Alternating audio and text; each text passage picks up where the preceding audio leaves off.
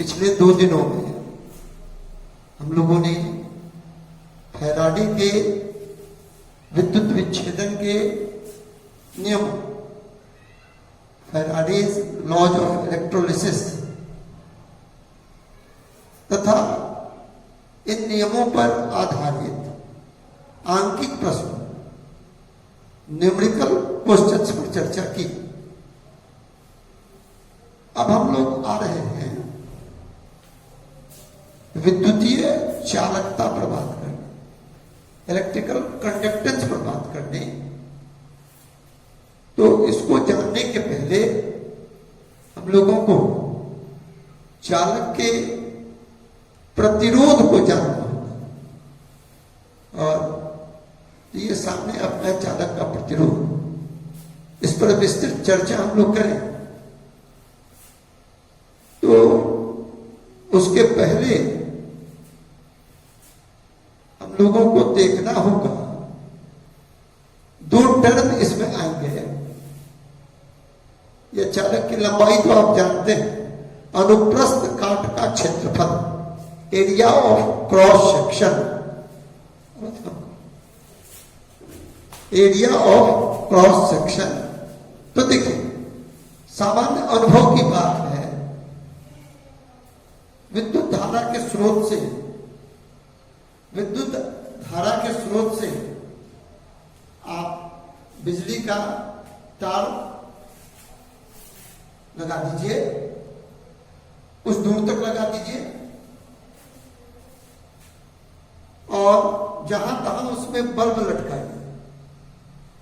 आप पाते हैं कि जैसे जैसे विद्युत धारा के स्रोत से ट्रांसफॉर्मर जेनरेट है, इससे जैसे जैसे आप आगे बढ़ते हैं, आपको उसका बल्ब की रोशनी कम दिखाई पड़ने लगती है, कम मिलती है, यानी उसका वोल्टेज घटने लगता है। और कई बार ऐसा होता है कि पतले तार से विद्युत धारा आ रही है, हम लोगों को कम वोल्टेज मिल रहा है, और मोटे तार से विद्युत धारा आती है तो वोल्टेज बढ़ जाता है। ये 2 बातें अपने दिमाग में रखिए, आगे इस पर हम चर्चा करेंगे। हाँ, हम कह रहे थे अनुप्रस्थ काट का क्षेत्रफल, चालक के अनुप्रस्थ काट का क्षेत्रफल। जैसे देखिए, मेरे हाथ में चौक है, ये किस तरह का दिख रहा है? वृत्ताकार, सर्कुलर। तो यही जो दिख रहा है सामने, ये है उसका क्रॉस सेक्शन। और इस क्रॉस सेक्शन का अगर आप एरिया निकालना चाहें, ये जो अनुप्रस्थ काट दिख रहा है, इसका क्षेत्रफल निकालना चाहें तो कितना होगा? पाई आर स्क्वायर।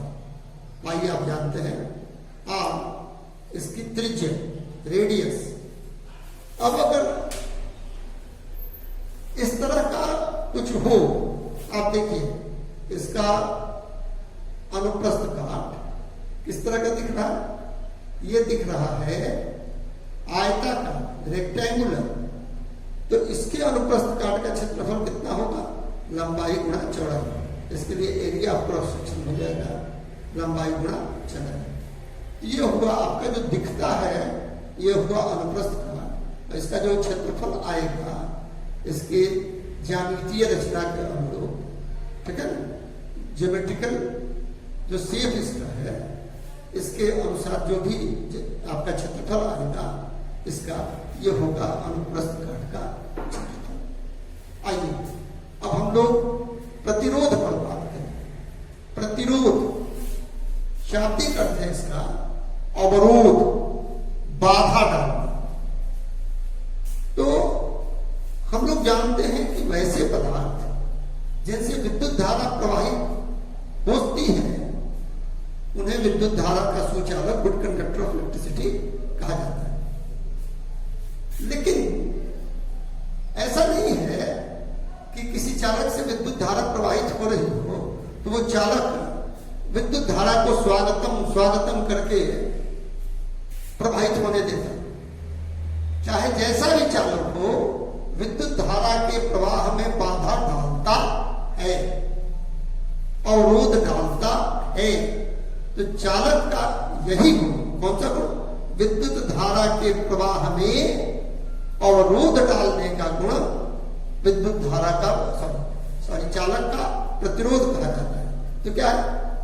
विद्युत धारा के प्रवाह में अवरोध डालने का गुण चालक का प्रतिरोध कहा जाता है। और यह प्रतिरोध जब कम होता है तो वो चालक अच्छा सुचालक होता है, और जब प्रतिरोध अधिक होता है तो वो उतना अच्छा सुचालक नहीं होता है। तो प्रतिरोध की परिभाषा यहाँ सामने है। क्या? किसी चालक का विद्युत धारा के प्रवाह में अवरोध डालने का गुण चालक का प्रतिरोध कहलाता है। आपने हाई स्कूल में पढ़ा है, चालक के प्रतिरोध को किसके द्वारा सूचित करते हैं? कैपिटल आर के द्वारा सूचित किया जाता है। और इसकी इकाई रेजिस्टेंस का यूनिट है OHM। अब देखिए कि चालक का प्रतिरोध किन किन बातों पर निर्भर करता है? 2 बातों पर निर्भर करता है। अभी आपने देखा कि जब चालक की लंबाई बढ़ती है तो प्रतिरोध बढ़ता है, जिसके कारण वोल्टेज घट जाता है। तो क्या हुआ? चालक की लंबाई और प्रतिरोध के बीच सीधा संबंध है, दोनों समानुपाती हैं। और जब चालक की मोटाई बढ़ती है तो प्रतिरोध घट जाता है, फलतः हम लोगों को वोल्टेज ज्यादा मिलने लगता है। इसकी चर्चा इसीलिए मैंने पहले की। तो देखिए यही बात यहाँ पर है कि किसी चालक का प्रतिरोध चालक की लंबाई का समानुपाती होता है।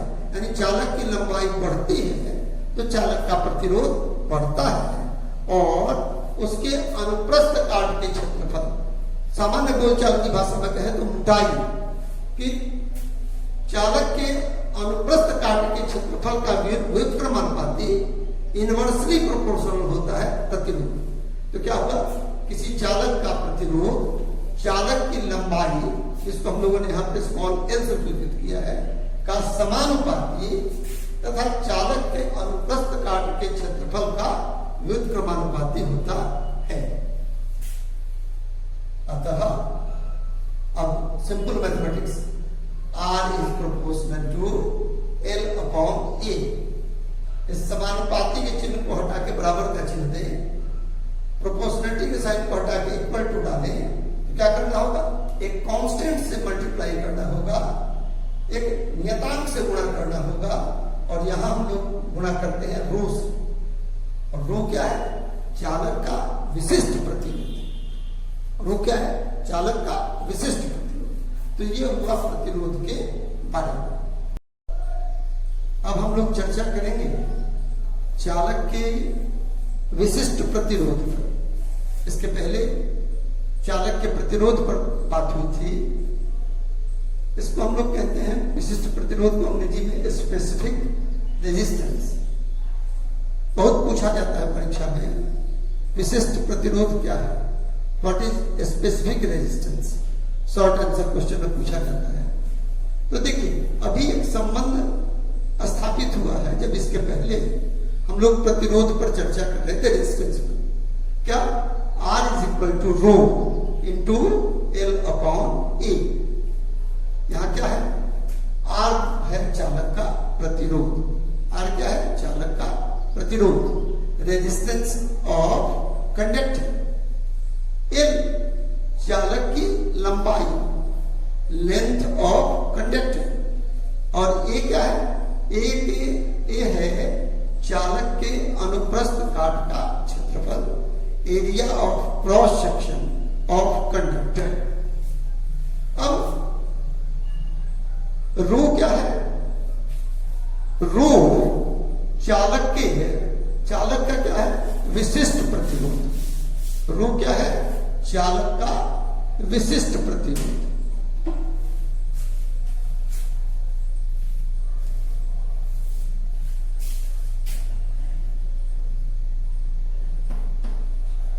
तथा रो बराबर चालक का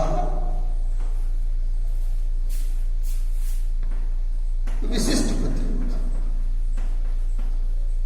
ये संबंध है।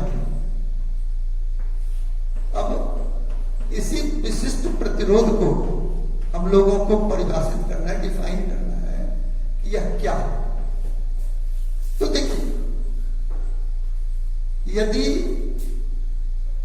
L चालक की लंबाई हो जाए 1 सेंटीमीटर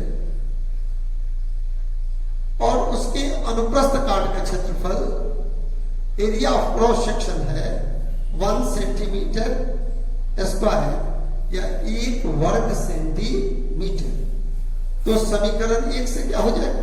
देखिए, L का मान है 1 और A का मान भी हो गया है 1 वर्ग सेंटीमीटर, यानी दोनों 1 हो गया। तो समीकरण 1 से क्या हो जाएगा? Rho is equal to R, rho is equal to R. तो क्या होगा? अब देखिए, कोई चालक, rho is equal to R, यानी चालक का विशिष्ट प्रतिरोध और कुछ नहीं है।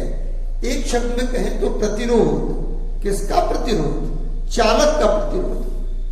कि कैसे चालक का प्रतिरोध, कब चालक का प्रतिरोध? तो देखिए, अगर किसी चालक की लंबाई हो 1 सेंटीमीटर और उसका क्षेत्रफल हो, एरिया ऑफ क्रॉस सेक्शन हो, अनुप्रस्थ काट का क्षेत्रफल हो 1 वर्ग सेंटीमीटर, तो वैसे चालक का आयतन वॉल्यूम हो जाएगा 1 घन सेंटीमीटर, अर्थात 1 सेंटीमीटर क्यूब। तो L का मान है 1 सेंटीमीटर और A का मान है 1 वर्ग सेंटीमीटर। वैसी स्थिति में चालक का आयतन हो गया 1 घन सेंटीमीटर या 1 सेंटीमीटर क्यूब। तो चालक का आयतन कितना हो गया? 1 सेंटीमीटर क्यूब। तो क्या हो जाएगा? तो एक ऐसा चालक जिसका आयतन है 1 घन सेंटीमीटर, उसका जो प्रतिरोध आएगा उसको हम लोग कहेंगे चालक का विशिष्ट प्रतिरोध। अगर अधिक बड़ा चालक है तो उसका आयतन आप निकालिए, उसका प्रतिरोध निकालिए और निकाल लीजिए। जैसे 100 घन सेंटीमीटर का है तो निकाल लीजिए 100 घन सेंटीमीटर के लिए A, तो 1 घन सेंटीमीटर के लिए कितना है? 1 घन सेंटीमीटर के लिए जो मान आ जाएगा वही चालक का विशिष्ट प्रतिरोध होगा। और अगर ये चालक द्रव के रूप में हो, घोल के रूप में हो, तो आपको पता होगा कि 1 घन सेंटीमीटर का मतलब होता है 1 मिलीलीटर। तो अब फिर से जरा सा हम लोग परिभाषा को देख लें। ये सारी बातें आपके सामने हैं कि अगर चालक ठोस के रूप में है तो उसका आयतन है 1 सेंटीमीटर क्यूब, 1 घन सेंटीमीटर। और अगर वो घोल के रूप में है, द्रव के रूप में है, तो उसका आयतन हो जाएगा 1 मिलीलीटर। अतः किसी चालक के 1 घन सेंटीमीटर आयतन का प्रतिरोध चालक का विशिष्ट प्रतिरोध कहलाता है, या किसी घोल के 1 मिलीलीटर आयतन का प्रतिरोध चालक का विशिष्ट प्रतिरोध कहलाता है। अब इसकी इकाई है ओम सेंटीमीटर। कैसे होती है? देखिए, अभी क्या आया है, यहां आप देख रहे हैं R is equal to rho into L upon A, यानी रो बराबर हो जाएगा कितना? R into A upon L। इसकी इकाई क्या होती है? इसकी इकाई होती है ओम। A की इकाई है सेंटीमीटर स्क्वायर और L की इकाई है सेंटीमीटर। तो क्या हो गया? ये देखिए, कट गया, ये हो गया, ये कट गया, ये कट गया, तो बच क्या? ओम सेंटीमीटर। तो विशिष्ट प्रतिरोध की इकाई क्या हो गई? ओम सेंटीमीटर, यहां नीचे में दी गई है। तो विशिष्ट प्रतिरोध पर अगर आएगा तो इसको आप लिखिए।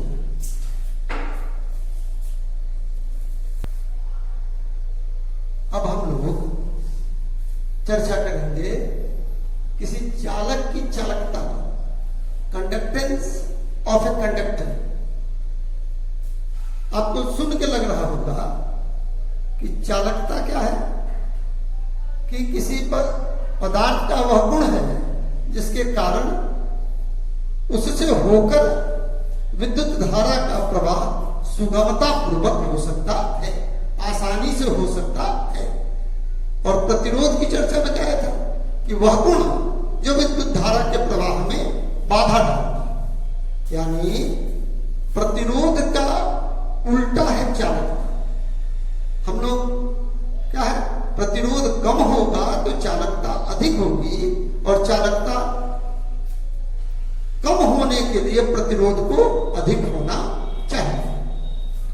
तब तो स्पष्ट है, चालकता क्या होगी, चालक के प्रतिरोध का व्युत्क्रम, रेसिप्रोकल ऑफ रेजिस्टेंस। चालक के प्रतिरोध का व्युत्क्रम, reciprocal of resistance is called conductance.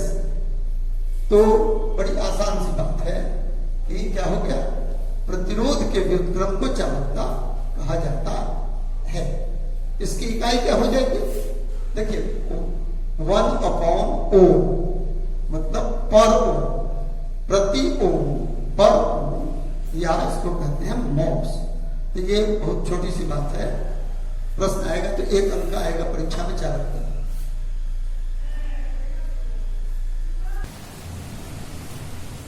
अब इस पाठ का अगला टॉपिक है विशिष्ट चालकता, स्पेसिफिक कंडक्टेंस। क्या है, अभी आपने देखा कि विशिष्ट प्रतिरोध क्या है, नहीं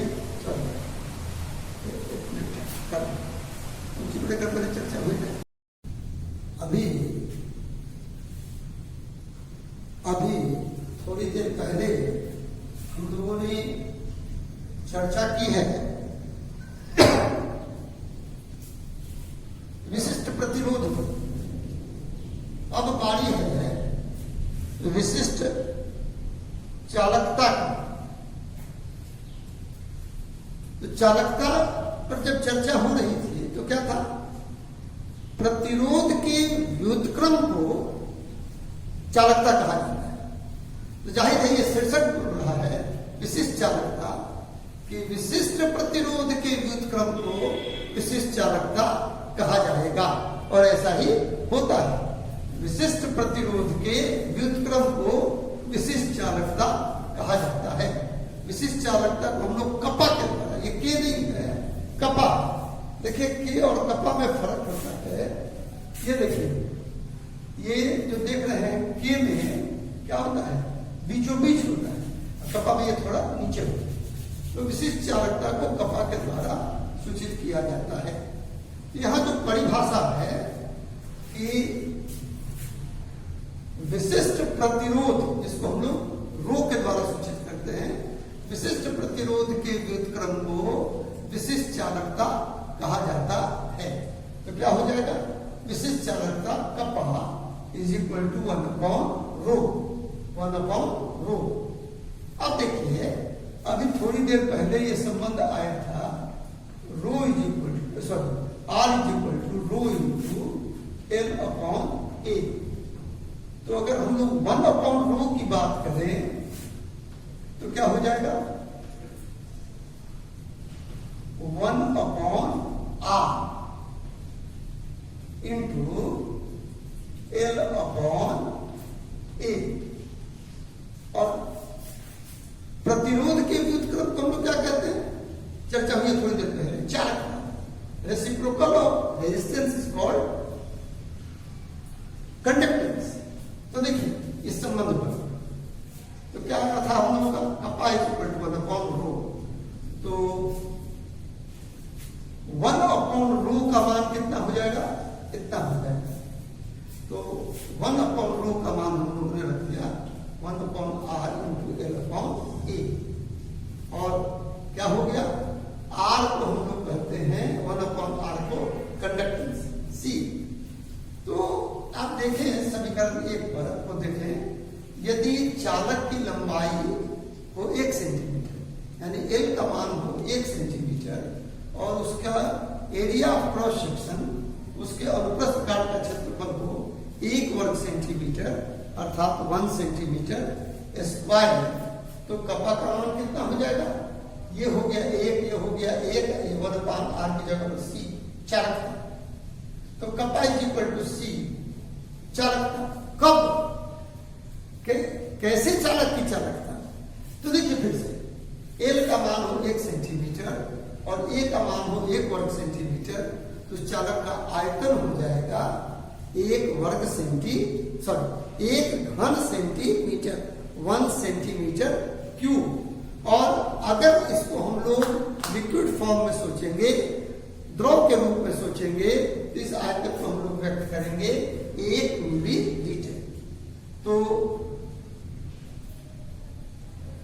विशिष्ट चालकता क्या है? चालकता किसकी चालकता? चालक के 1 घन सेंटीमीटर आयतन की चालकता। और अगर वो घोल है तो घोल के 1 मिलीलीटर आयतन की चालकता। यही बात यहाँ लिखी हुई है। अतः किसी चालक के 1 घन सेंटीमीटर आयतन की चालकता चालक की विशिष्ट चालकता कहलाती है। और यदि घोल के संदर्भ में हम लोग इसकी परिभाषा दें तो किसी घोल के 1 मिलीलीटर आयतन की चालकता घोल की विशिष्ट चालकता कहलाती है। विशिष्ट चालकता की इकाई प्रति ओम प्रति सेंटीमीटर अर्थात पर ओम पर सेंटीमीटर है। कैसे हो गया जरा देखिए, यहां देखिए आपका कपा बराबर है कितना? 1/r into L/A। आर की का यूनिट क्या होता है? ओम। तो ये हो गया इतना पर ओम, और ये है सेंटीमीटर और नीचे में सेंटीमीटर स्क्वायर। तो क्या हो जाएगा?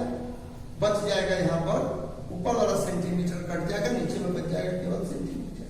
तो इसमें क्या हो गया? सब यूनिट रखने पर नीचे में बचा ओम और यहाँ बचा सेंटीमीटर, यानी प्रति ओम प्रति सेंटीमीटर। तो विशिष्ट चालकता की इकाई क्या हो गई? प्रति ओम प्रति सेंटीमीटर पर ओम पर सेंटीमीटर, ये इसकी इकाई। और यहाँ एक बात इसको बढ़िया से ध्यान रखिएगा कि घोल का आयतन बढ़ने पर घोल की विशिष्ट चालकता घटती। ये सवाल बहुत पूछा जाता है, खासतौर पर ऑब्जेक्टिव क्वेश्चन में। इसको याद रखिएगा बढ़िया से। घोल का आयतन बढ़ने पर घोल की विशिष्ट चालकता घटती। नेक्स्ट है,